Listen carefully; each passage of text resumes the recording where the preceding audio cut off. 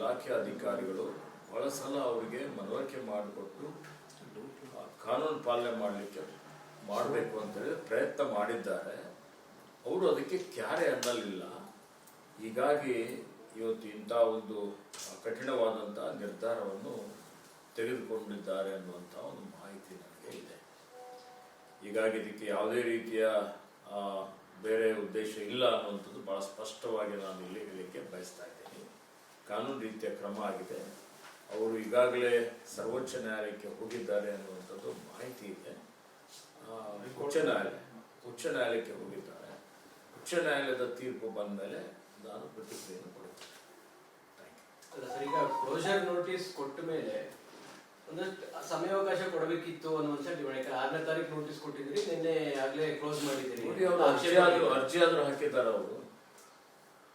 ಕೇಳಿ, ಇವತ್ತಿನವರೆಗೆ ನಾನು ನಿನ್ನೆ ಮಾಹಿತಿ ತಗೊಂಡಂತ ಸಂದರ್ಭದಲ್ಲಿ ಅವ್ರ ಅರ್ಜಿನೇ ಬಂದಿಲ್ಲ. ಅವ್ರ ಅರ್ಜಿ ಕೊಟ್ಟರೆ ಪರಿಶೀಲನೆ ಮಾಡಲಾಗುವುದು. ಅರ್ಜಿನೂ ಹಾಕೊಳ್ಳದೆ ಇರುವಷ್ಟು ಅಸಡ್ಡೆ ಸರ್ಕಾರದ ನಿಯಮದ ಬಗ್ಗೆ ನೋಡಿ, ನಾನು ಅದಕ್ಕೆ ಹೇಳಿದೆ. ಅದೀಗ ನೀವು ಅವರಿಗೆ ಕೇಳಬೇಕಾಗುತ್ತೆ. ಅವರು ಅರ್ಜಿ ಹಾಕಿದರೆ ಇವತ್ತು ಮಾಲಿನ್ಯ ನಿಯಂತ್ರಣ ಮಂಡಳಿಯವರು ಅದೊಂದು ಸ್ವಾಯತ್ತ ಸಂಸ್ಥೆ ಇದೆ. ಅಧ್ಯಕ್ಷರು ಮತ್ತು ಸದಸ್ಯ ಕಾರ್ಯದರ್ಶಿಯವರು ಚರ್ಚೆ ಮಾಡಿ ಅದರ ಬಗ್ಗೆ ಪರಿಶೀಲನೆ ಮಾಡ್ತಾರೆ. Thank you. ಬಟ್ ಆಫ್ಟರ್ ನಿನ್ನೆ ಕ್ಲೋಸರ್ ಇದು ಮಾಲಿನ್ಯ ನಿಯಂತ್ರಣ ಮಂಡಳಿ ಮಾತ್ರವಲ್ಲ, ಈಗ ಬೆಸ್ಕಾಂನಿಂದ ಅನುಮತಿ ಪಡ್ಕೊಂಡಿಲ್ಲ, BBMP ಇಂದ ಕೂಡ ಅನುಮತಿ ಪಡ್ಕೊಂಡಿಲ್ಲ. ನಮಗೆ ಸಂಬಂಧಪಟ್ಟಂಥದ್ದು ಮಾಲಿನ್ಯ ನಿಯಂತ್ರಣ ಮಂಡಳಿ.